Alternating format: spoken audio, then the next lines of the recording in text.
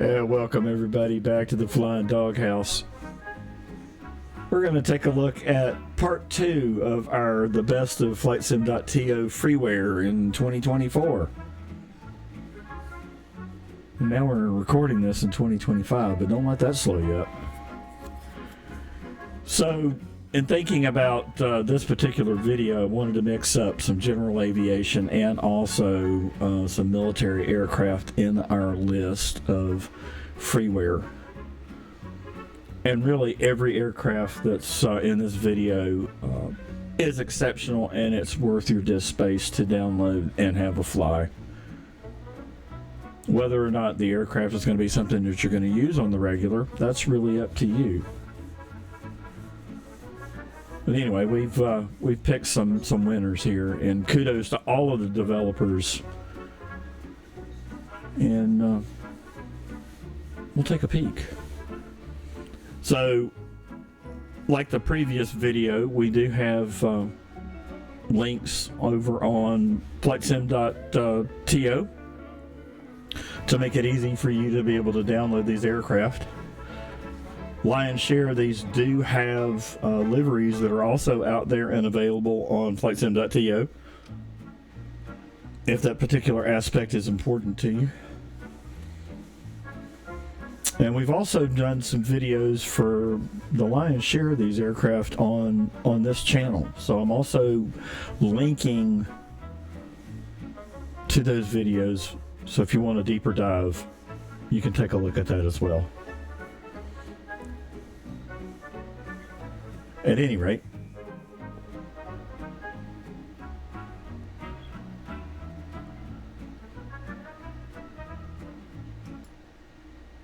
here's our list.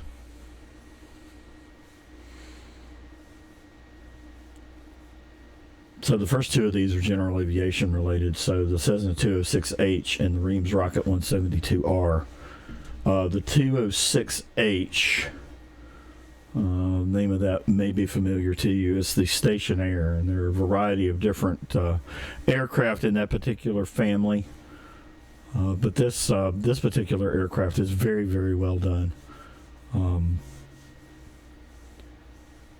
For full transparency, we do use this aircraft quite a bit over on Virtual Flight Online. There are several of us who really like and appreciate the effort and the attention to detail and the modeling that was done on this particular plane. So it's definitely very, very much fun to fly, and it works in both 2020 and in 2024. So we think that you'll enjoy that one.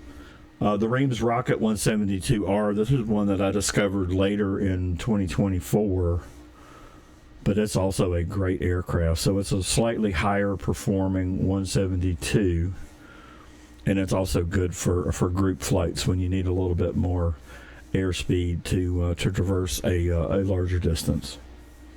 So great plane, very, very well done. This one I'm not sure has very many liveries that are out there available for it, but at any rate, we'll note those as we walk through each one of the aircraft. One of my quirky favorites is the Grumman J2F Duck. It's an amphibious plane. It's a biplane. It's a lot of fun to fly. So this would have been mid-war years amphibious aircraft. It was used in a variety of different ways during World War II.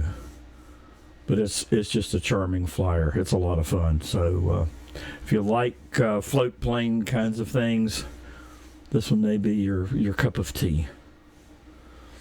Also similar in that ilk, we also have the Fairey Swordfish. It is not amphibious, but it did have maritime missions. Of course, the Swordfish is also known as a string bag, so you could pretty much throw a variety of different kinds of tasks and ordnance on that plane and have a go. So that particular plane is responsible for sinking the Bismarck. So if you're a history buff, you might want to go check that out. And then we also wanted to include a couple of jets in the list too. just to sort of round out the list, is the T-37B Tweet, and then Delta Simulations C-17. So that is a large cargo currently in service, variety of different air forces. The T-37B, primarily a training platform, but used all over the place. Quite a few air forces did use that particular airframe. And the Hawker Sea Fury's claim to fame really is its service in the Korean conflict. And anyway, we'll take a look at that one as well. It's also very, very well done. Same developer did the Sea Fury and the Swordfish. So we'll take a look at that as we go as well. So we are going to start out over at Duxford in the UK, and we'll take a peek at the 206H. Again, I do want to mention that all of these aircraft, with the exception of the C-17, we do have deeper dive videos that we have done on this channel, so please check those out. And I'll just go ahead and take this opportunity to ask you to like and subscribe, and we'll continue on with the video.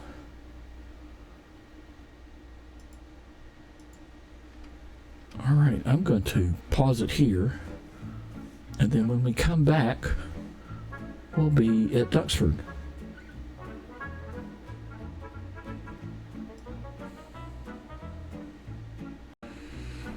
Okay, we're back. We're sitting on the ground now at Duxford. So let's jump in the sim, and then we'll do a little bit of an overview here of the aircraft and have a little bit of a walk around here. This particular airfield was featured in our airfields video too. This one's quite well done. It's one of my favorites in the UK. At any rate, let's jump in the sim. Here we go. And let's jump outside the plane. Here we go. Grab my Xbox controller here. A little bit of a walkabout. Welcome to early morning here in the UK at Duxford. We'll walk around here behind the plane. So this is the walk a little further. This is the Cessna 206H. So this is available for free over on Flightsim.to. Link is in the description. Developer for this one is Sal 1800. And just full transparency here, this is probably my favorite piece of freeware that is an aircraft GA related in the sim. This one is a lot of fun to fly. It's very well modeled. There are several of us who use this on the regular on group flights.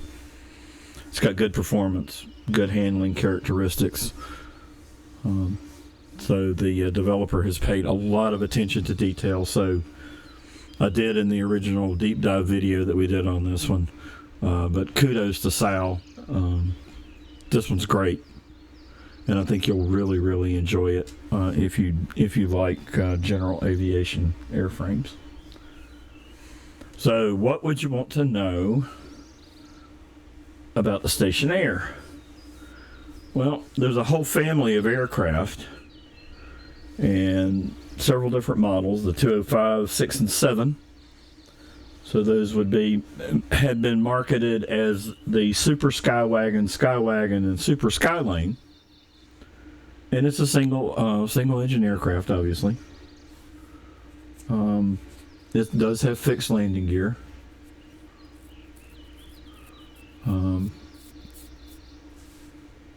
There's just a variety of different uses. So, again, it's very, very well done. And there's a Tundra variant and then a float variant of this plane as well. So, if you're looking for some diversity in terms of your flights, this one's very good. The aircraft was produced from 1962 to 2006. So that would have been a total of about 8,600 planes in the 205, 206, and 207 variants. The 6-seat model, which was produced in from 1964 until 1986. Any rate, lots of different cool kinds of things here. Again, I mentioned 3 variants. So the add-on comes with one variant that has standard tires, the 15-inch nose wheel, 17-inch mains, Tundra tires. So if you're out horsing around with bush flying, also a variant with that. There's a 22-inch nose wheel and 25.5-inch wheels for the main gear. And then last but not least, 3450 size floats for the amphibious variant. So again, this aircraft was very, very well done. Attention to detail is great.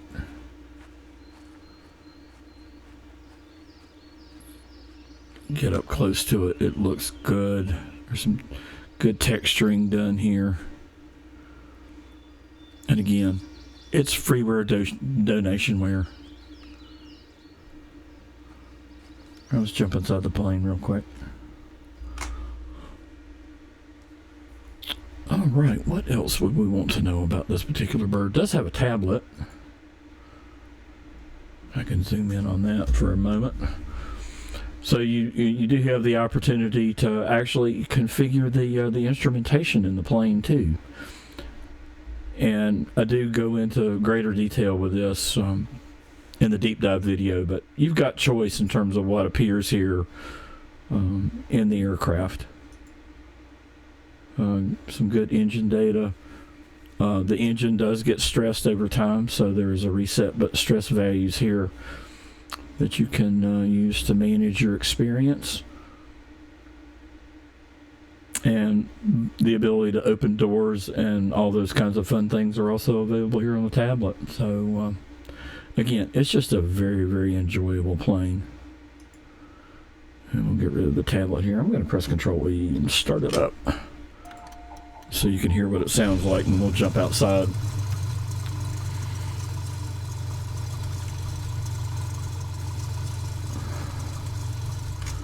All right.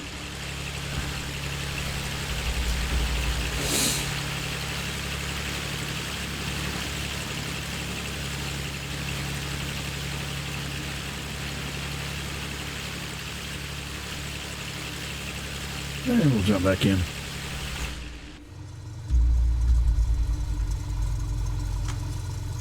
And we'll kill the motor. And we'll cut the magnetos off. Get this thing shut down. Okay, there you have it.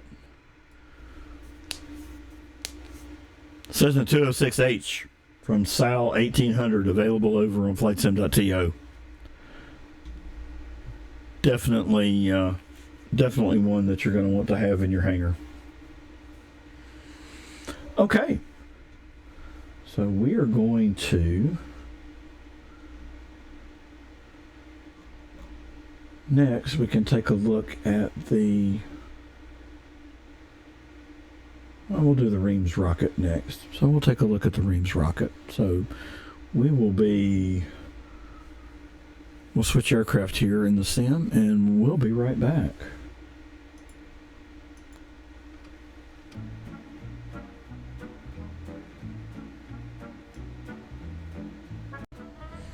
Okay, we're back. We put the Cessna 206H in the hangar and grabbed out our Reims Rocket 172R. So we're sitting on the ground again at Duxford in our same parking spot. So let's switch over to the sim.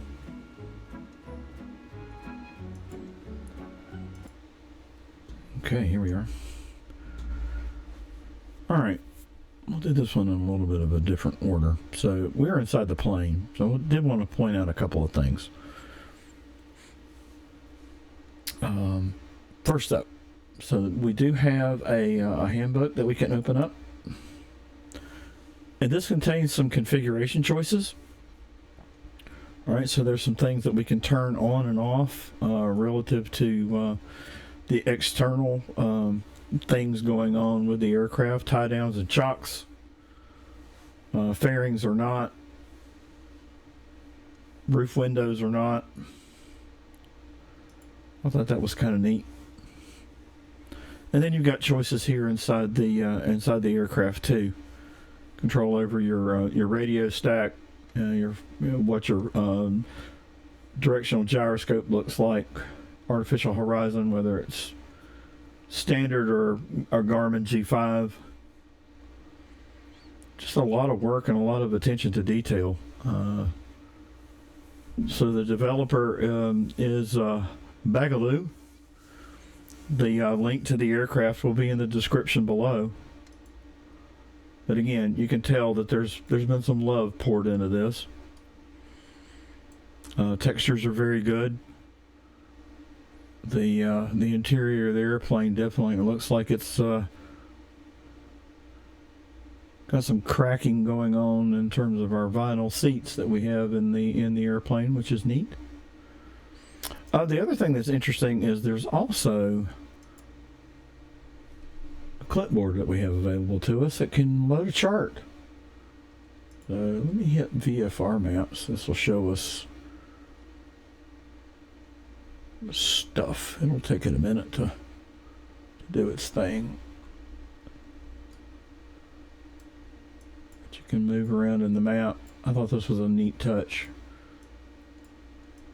So obviously this is in the United States. This is in up near the Virginia North Carolina line, or Charlottesville. But anyway, just wanted to showcase that you do have different maps that you can choose from here and display on this board. So very, very cool for freeware. So let's jump outside the plane. All right, grab my Xbox controller again, and we'll walk forward a little bit. Again, this is Duxford. Go ahead and go over to Flightsim.to and get it downloaded. It's a great airfield. Right, here we go. Take a look at the star of the show here. A good texturing and attention to detail.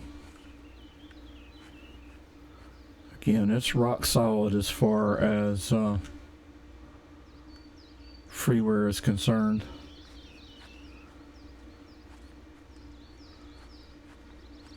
Again, this is another one of our favorites. I use this quite a bit on group flights as well.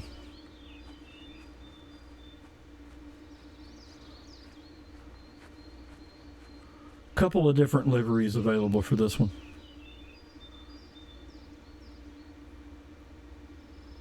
But it's quite enjoyable. Let's jump inside. And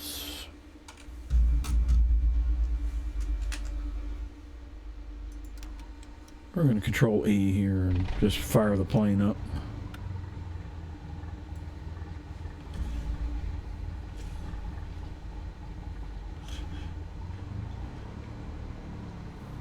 And we'll rev it up and we'll jump outside.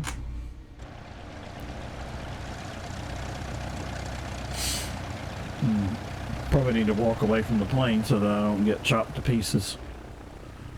Alright, we'll turn around here. There we go. Give you a sense of what the airplane sounds like. Flies great. A whole lot of fun. So if you enjoy the 172 and you need a little bit more oomph, this one might be your bird. Alright, let's jump back inside.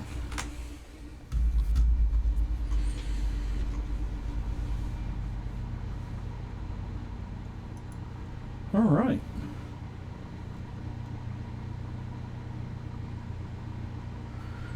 So what would you want to know? Let me shut the engines off here.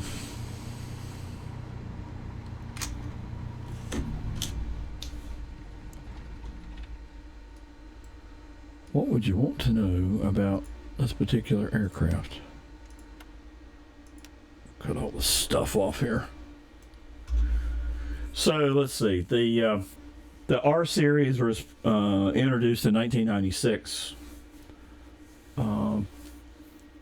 It's got 160 horsepower Lycoming 360 L2A engine. It's actually the first Cessna 172 to have a factory-fitted fuel injection engine, so it's fuel injected. Maximum takeoff weight's 2,450 pounds. Lots of cool things. So at any rate, if you're looking for, again, a 172 that's got some oomph, this might be your bird. Sunvisor's work. So again, the developer's just done a lot of work in terms of attention to detail. So much appreciated. This is another one of our favorites. Okay. So with that, we'll stay here at Duxford, and then we're going to take a look at the let's take a look at the Fairey Swordfish next. Okay. So while we're going to put the video on pause here, and we're going to switch aircraft, and we'll be back again in a moment.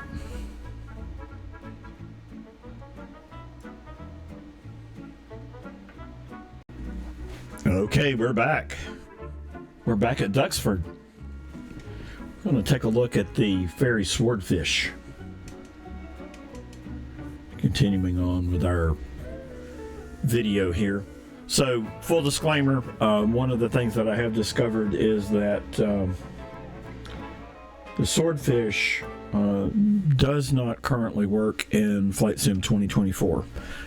If you load the aircraft and you select it from the from Free Flight, etc., you will get an immediate crash to desktop.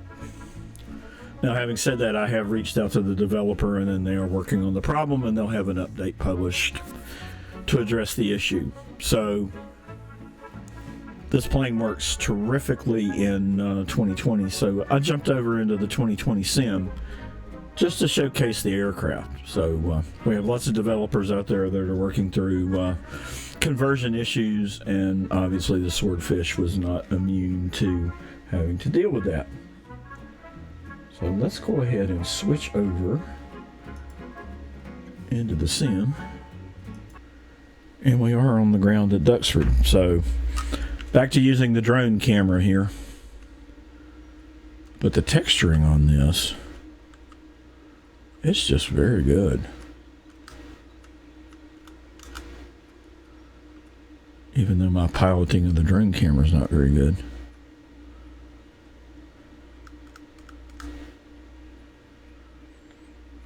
If you're looking for an in-depth deep dive into this one, there is a video on the channel that walks you through starting up the Swordfish, and then we have a fly. So we're not going to fly anywhere today. But I do want to showcase the aircraft. So what would you want to know about the Swordfish? Well, it was originally in the 1930s nicknamed the String Bag, and it was principally operated by the Fleet Air Arm of the Royal Navy. It was also used by the Royal Air Force and several other operators like the Royal Canadian Air Force and the Royal Netherlands Air Force. So it was originally primarily a fleet attack aircraft, right? So by the time we get to World War II, even though it was well beyond its shelf life, so to speak,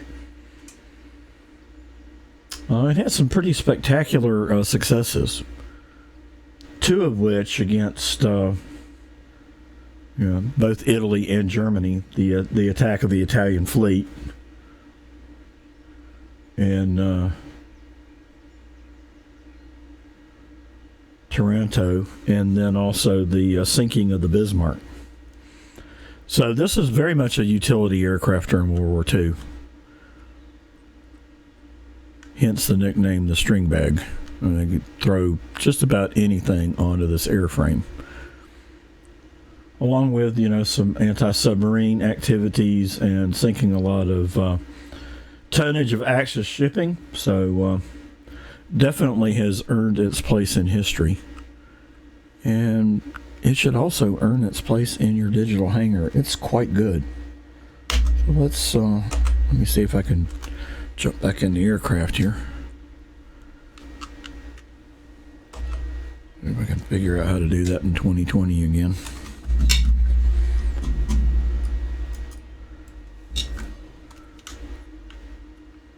Rotate ourselves around.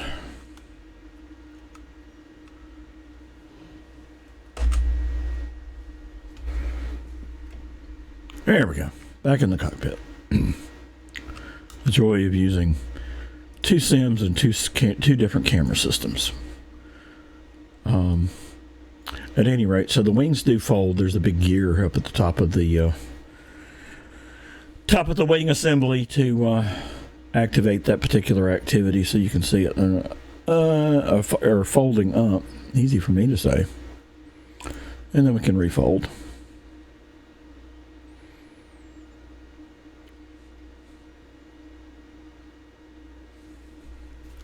And just for grins and giggles,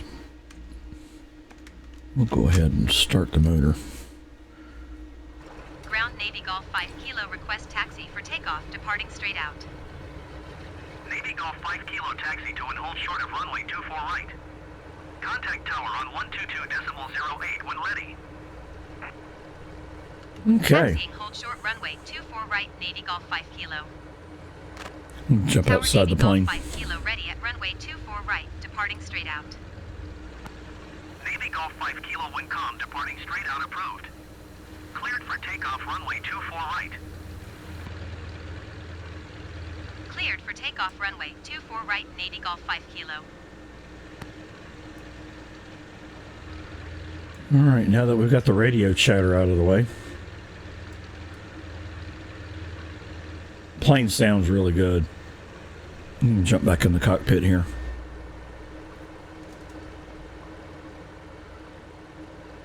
So go check out the video on the channel.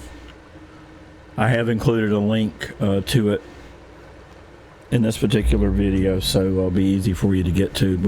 We do run through a cold and dark startup. It's a great airplane, lots of fun to fly. So there we go. We will pause here, and when we come back, we're going to take another look at another aircraft from DSD Simulations. We'll go ahead and take a look at the Hawker Sea Fury. It's an awesome airplane. It's a lot of fun to fly, and it will get up and move. Sounds good, looks good. Again, DSD Simulations is working on the issue with the Swordfish in 2024. So stay tuned on Flightsim.to for an update on that, and that will obviously be up to the developer's time frame and discretion in terms of when that gets fixed. But just wanted to be transparent that currently in 24 this aircraft does have an issue. All right. We'll go put this back in the hangar, and then we'll go grab the Sea Fury. So we will be back here in just a couple of moments. Okay, welcome back. Still here at Duxford. We're now in the Hawker Sea Fury.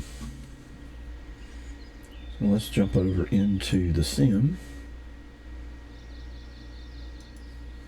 And we'll take a look at this bird. All right, obviously we're back now in 2024 because we're in walk-around mode here. So and I think I have mentioned this in several videos, but you know, the walk around mode, one of the things that it does for me at least is gives me some perspective in terms of aircraft size, and this thing is huge. I haven't compared the stats, but my gut tells me this is probably along the size of the F4U Corsair. And obviously the motor is very large. At any rate, a lot of attention to detail. This is 8K upscaled textures. Obviously there has been some love applied to the airplane. You can see the rivets and seams and such in the aircraft skin. Very, very well done. And it flies as good as it looks. As I mentioned at the end of the swordfish segment, this bird will get up and move, and you do have to be careful with the horsepower on the ground. It will nosedive on you. Got quite a bit of punch. And it takes a little bit of care to get it off the ground with this much torque. So, at any rate, that's what makes this fun. So the original aircraft was originally developed by Bravo Zulu and FSX, and DSD Simulations has worked with that particular developer and has brought this to life in 2020, and it also works obviously here in 2024. So. Kudos to DSD Simulations. They've done a heck of a job with this bird. It looks great. Looks great. So what would you want to know about the Sea Fury if you're not familiar with the airframe? Development work on this aircraft started prior to the end of World War II, but this particular aircraft did not see service until 1947. But did participate heavily in the Korean War and held its own against MiG-15 jet fighters. So, as I mentioned, this thing will get up and move. Quite a few air forces around the globe use this particular airframe. We're in Australian colors, so this is Australian Navy. Burma, Canada, Cuba, Egypt, West Germany, Iraq, and Pakistan among those putting this to use. By the time we get to the late 1950s, this particular aircraft then gets retired. And obviously, you know, the bubble canopy here is certainly reminiscent of the P-51 Mustang in terms of design. It just looks great. Alright, let's jump in the aircraft.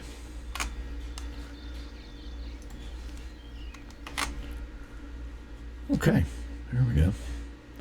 So all the texturing here is very, very well done. Lots of worn kind of stuff here in the cockpit. Very much looks lived in, which is great. Good to see that. Okay, so one of the interesting challenges here is actually finding finding the lever to unlock the wings, and that's located here. There's a click spot located on the right hand side of the pilot seat that will swing forward, so not as readily visible as you'd like, but camera work here in 24 is different. Okay, make sure I've got my parking brake on here, and we'll put brakes on, and we'll go ahead and fire this up so that you can hear what it sounds like.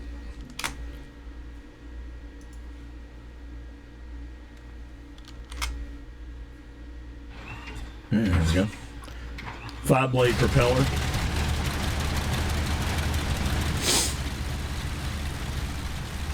And we can jump outside the plane.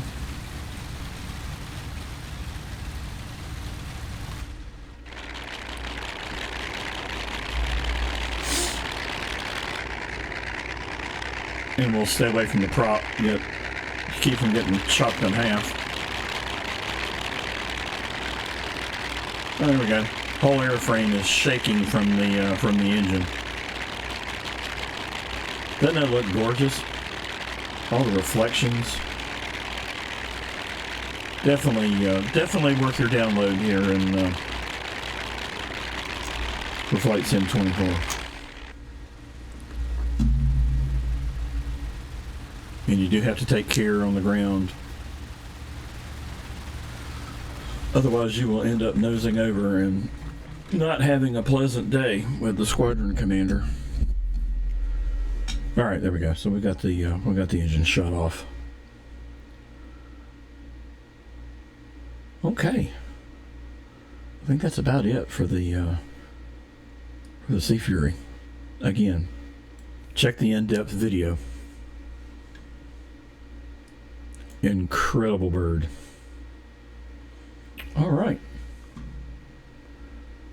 So up next, we'll change pace and we will take a look at the Grumman Duck. So we're going to pause the video here. And we are going to change location and we'll be right back.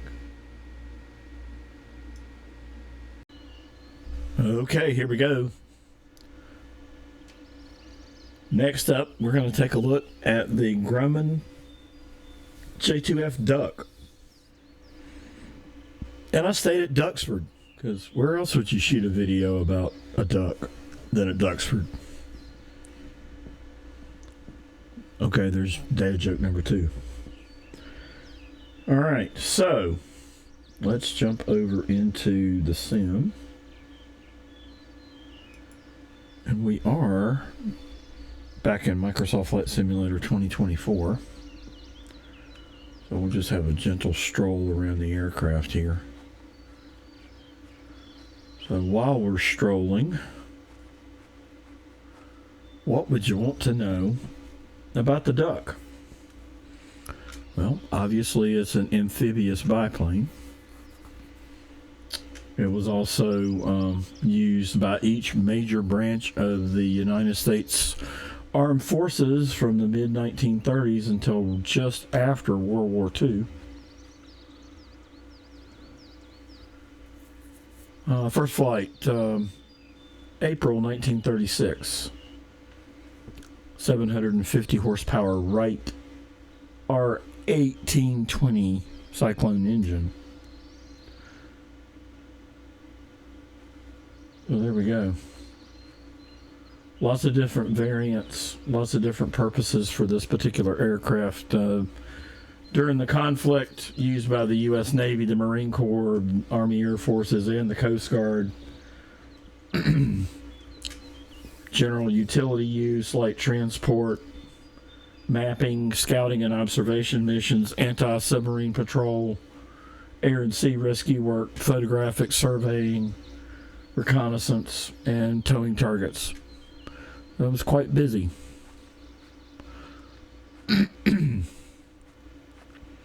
So developer on this one is Flyndive. And if you watched the video on my channel a couple of weeks ago, they're also the same developer that did the Autocrat. And they are doing very good work. This one's a lot of fun as well. At any rate, taking a look at some of the texturing and the graphics. Looking good, on par with some commercial stuff that I have seen. There's obviously always going to be something that can be improved, but this one's just dang good. Alright, let's jump in the cockpit here.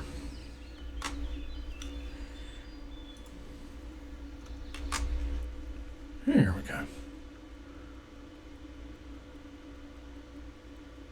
This is really where I guess I can start nitpicking a little bit in terms of texturing and such. I would have liked to have seen a little bit more weathering inside the cockpit. And maybe a little bit more reflectivity around the the gauge faces, but again, I am nitpicking. This is a lot of fun to fly.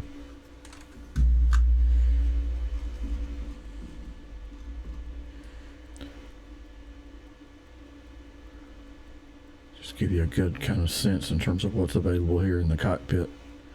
Lion's share of the switches here work, which is good. Some of them are non-functional, but that's okay. The major stuff is available to us. Quite interesting in terms of flying this particular bird and making water landings. That's really, at least in my mind, where the fun is. Taking off and landing from a landing strip is not quite as exciting, if you will, than making a water landing. So, again, if you were an enjoyer of amphibious planes, this one might be for you too. So, a link will be made available again in the description below, so that you can easily download this. And didn't have any problems moving this over to 2024.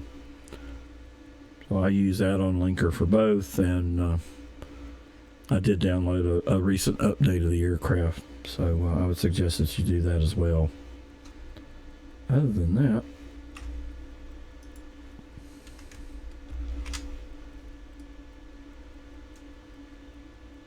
the quite lovely aircraft. Whole lot of fun. I'm going to jump back outside.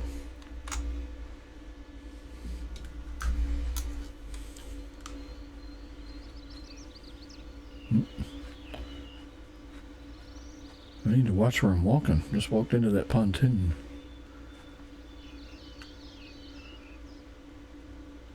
Alright, there we have it.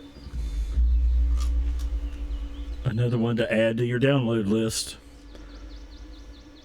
Check out the video that we've done on the channel. We shot that in Microsoft Flight Simulator 2020 at Wake Island, if I'm remembering correctly. So check that one out for an in-depth deep dive into the aircraft, and give it a download. Tell me what you think in the comments below. All right, we're not done yet. We're going to turn our attention to jets next. So I think we'll be off to Edwards Air Force Base for the next segment. So stay tuned. We will be back here momentarily. Well, welcome everybody back to the video. We are now sitting on the tarmac at Edwards Air Force Base in California in the U.S. And we are sitting in the cockpit of the T-37B Tweet. So let's go ahead and jump into the sim. We'll move away from our a little while later clock. Okay, so here we are, sitting on the ramp. So if you haven't watched the first video and you found this one first, this is one of the airfields that we reviewed in our best of freeware from our discoveries in 2024 over on Flightsim.to. So I encourage you to have a look. All right, let's jump outside the plane. Grab my Xbox controller here and jog out a little bit in front of the plane, turn around. Okay, here's the T-37B Tweet. Got some C-17 friends there behind us. This is in my top 2 of military aircraft that are available for free on Flightsim.to. The other is the C-17, which we will look at as we conclude this particular portion of our best of series. So what would you want to know about the T-37? 2-seat trainer. The development program started in like 1952. So a number of different tests there. The aircraft was considered to be underpowered for its particular mission, and the Air Force then ordered an improved version, which is the T-37B variant that we're looking at here. And a total of 552 of those new models were constructed through 1973. And all of the surviving T-37As were eventually upgraded. So there we have that as well. So this particular aircraft has served for like over 50 years as a primary pilot training vehicle for the U.S. Air Force. So at any rate, lots of students through this platform, and folks, then progress through their careers in Air Force or Navy or Marine Corps. A total of 1,269 of these were constructed prior to production being halted. So there we go. There was also a military attack variant developed using this platform for use really for counterinsurgency use during the Vietnam War. So I guess we're sporting a darker paint scheme here. But there you go. So the developer has done an amazing job with this aircraft. It's fun to fly. It does have its own unique set of challenges. But it's fun. It is very, very cool. It is very, very well done. So let's jump back in the cockpit here for a minute or three. A couple of things that are worthy of note here. So one of the things that I did want to point out during the video is this very unique tablet that's located pilot left. We're going to load this up. I'm having MS-DOS flashback here. So it's booting the quote operating system for the pad. But really what this is here for is for you to be able to change some configuration settings and some cheats if you choose to turn those on with the aircraft. I will tell you that the aircraft is a bit particular and cranky about its startup. If you don't get the timing right, if you don't get the sequence right, you'll start an engine fire. So make sure that you A, read the manual, but B, go back and take a look at our cold and dark startup guide for the T-37B Tweet on the channel. So there's a whole video on getting this up and then up to the sky. So check that out at your leisure. And we will let the tablet do its thing here. It does take a minute or three to get booted up. And I've already cut on the generators and the battery. Go ahead and get the fuel pump turned on and the inverters. And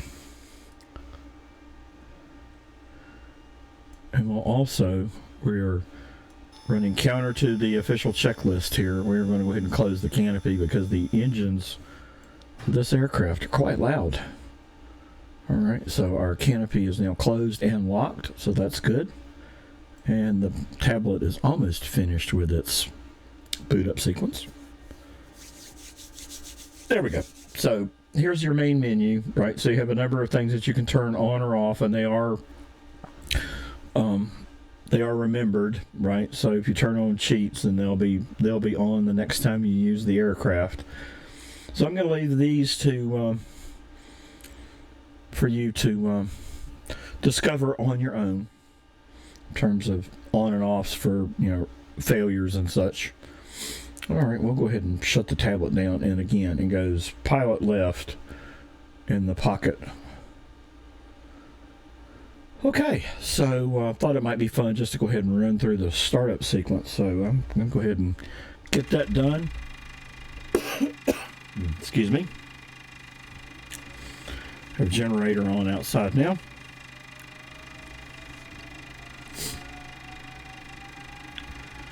And the aircraft does take a few minutes to spool up and be ready. And what you would want to be doing during this startup sequence is you want to be monitoring your RPM gauge to help you with the sequencing of your ignition process. Again, if you get it wrong, you're going to have an engine fire.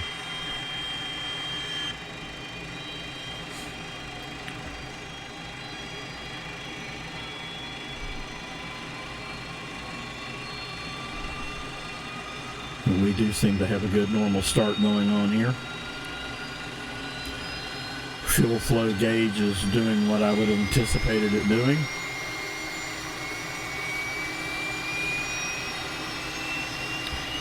For your startup sequence, your throttle does need to be set on idle, and that's where they are. At any rate, check out that cold and dark startup video. All right, well, now that we have verified we've got a good engine start and we've got comparable RPMs on both engines, we'll jump outside here for just a quick second. Again, grabbing the Xbox controller. Her generator is still plugged up to the aircraft, so once we get back in and turn the parking brake off, that will go away. So the developer of the T-37B has also done an A-37 Dragonfly variant, again used during Vietnam. And it also is a bit cranky in terms of its startup procedures, so I'll share what the developer shared on Flightsim.to. Make sure you read the manual and follow the procedure. Alright, so let's go ahead and cut the parking brake off. And notice now that we no longer have our generator outside, so it has done what we needed for that to do. So there you have it. This is the T-37B from Verlaplat over on Flightsim.to. Download link available. There are additional liveries that are available for you to gather off of that site as well as you so choose. And then I've also provided a link to our cold and dark start in the description below the video. So one more to go. So we are now going to pause the video here and we'll get our C-17 loaded. So we will be right back. Okay, welcome back. We're sitting on the ramp. Edwards Air Force Base. We're now in the Moose. We're in the C-17. So let's go ahead and jump over into the sim. We're going to do this in Flightsim 2020. And I was able to successfully get the C-17 from Delta Simulations to load, but there's still some bugs, right? So they're still working on this aircraft to give us a true set of compatibility over in the new sim. There are a few bugs. One of the things I immediately noticed is the heads-up display does not work, and when you position yourselves for outside or walk-around view, you end up with being inside the lower planes infrastructure, if you will. So it's not quite ready. But in 2020, this is probably the most complex piece of freeware that you're going to find. And this is definitely a labor of love produced by Delta Simulations. So we'll include the link in the description with the rest of the aircraft. And there are quite a few liveries that are available for the aircraft as well. So this is a freeware offering.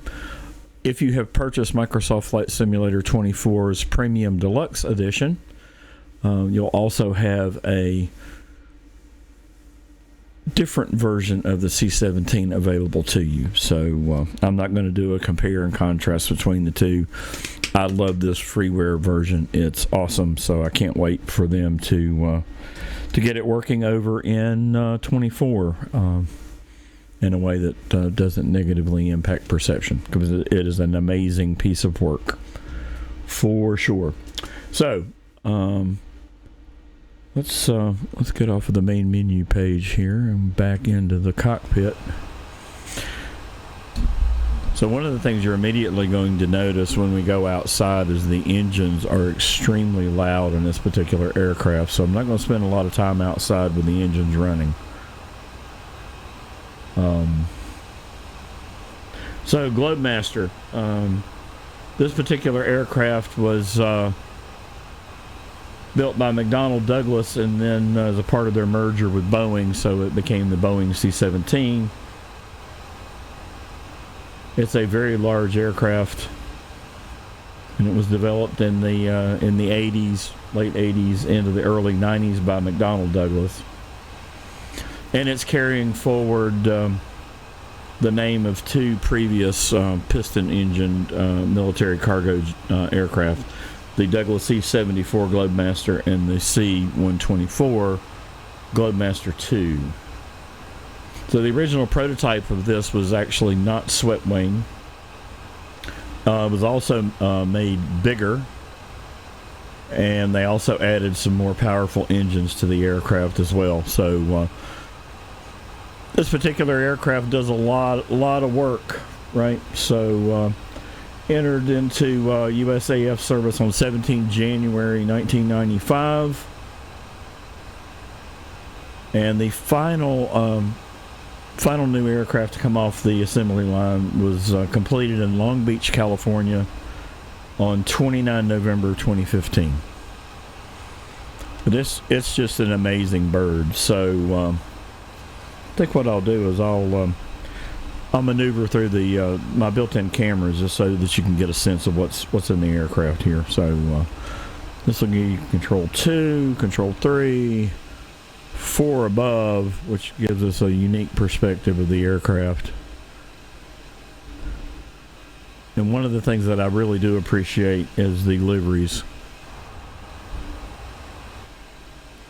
So I am looking forward to the day when Microsoft gets their licensing straightened out with the United States Air Force, so that we can have an external experience for these military aircraft that are accurate. And I'm also hopeful that Microsoft does the right thing and unlocks the aircraft so that third-party designers can do what they need to do as far as giving us the liveries that we want. So that said, this is an absolute amazing aircraft. You can get an idea of the complexity of the machine here with just kind of rolling through the standard camera views. But it's not hard to get started, so I'll say that. There are multiple steps that you need to go through.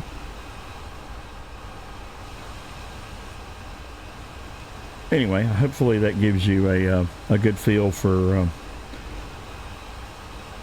what you could expect from the aircraft if you're once you download it. So this also has our friendly digital assistant, Angry Betty, and she will fuss at you if you don't have your ducks in a row in terms of taxi and takeoff performance. So I think since I've already got the aircraft running, I am going to pause recording here for just a moment and then rejoin the video here in a moment. Once we're at the end of the runway, we'll go ahead and do a takeoff roll and get in the air and have a look from the outside, and then we will call to a close this particular video series. So I guess I'll go ahead and do that while I'm sitting here on the ramp. So we've reviewed a number of different aircraft, right? So we talked about the Cessna 206H, the Reims Rocket, the Fairey Swordfish, the Hawker Sea Fury, the Grumman Duck, Cessna Tweet, and then finally the C-17. So I hope you've enjoyed the video. I am providing chapter markers here so that you can freely jump around and you don't have to watch the entire thing if there's something here that's not of interest to you. Again, please like and subscribe. Looking to grow the channel. That happens with you. So like, subscribe, and hit that notification bell. We'll be putting some more stuff out soon. All right, so we're going to pause here, and then we'll make our way over to the runway. Okay, we're at the end of the runway here at Edwards, and we're ready to start our takeoff roll. We do have our parking brake on. I thought it might be fun just to introduce everybody to Angry Betty's voice. So I'm going to go ahead and start engines rev up. So we'll go to full power here. And Betty's going to gripe because I don't have flaps in takeoff position, so we'll take care of that.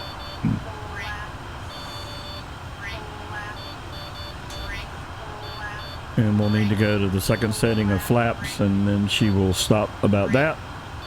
And now brake is off. Full power is on.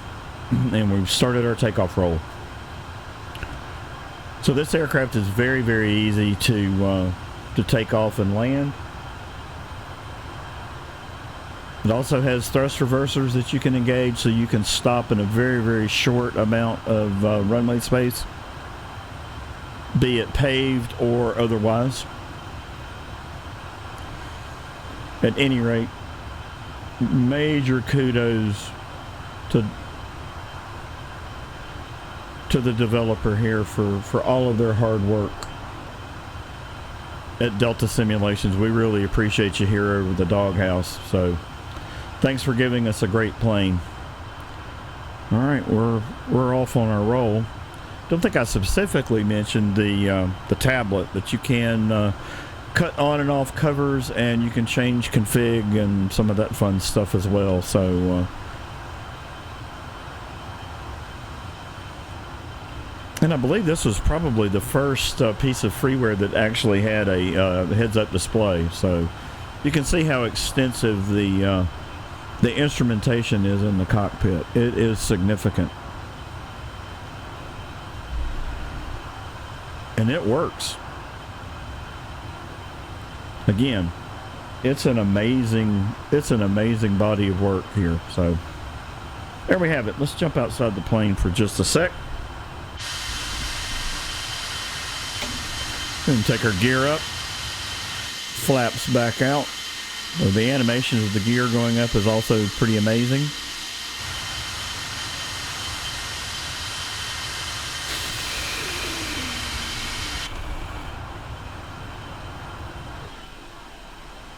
There we go. We'll play around with some of these camera angles here.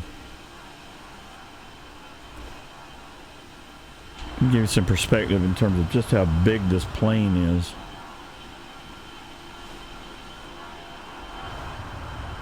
There we go. How about that one? Alright, we'll jump back inside the cockpit here. And get back to doing some actual aviating instead of narrating here, since we're now overspeeding. But that's okay.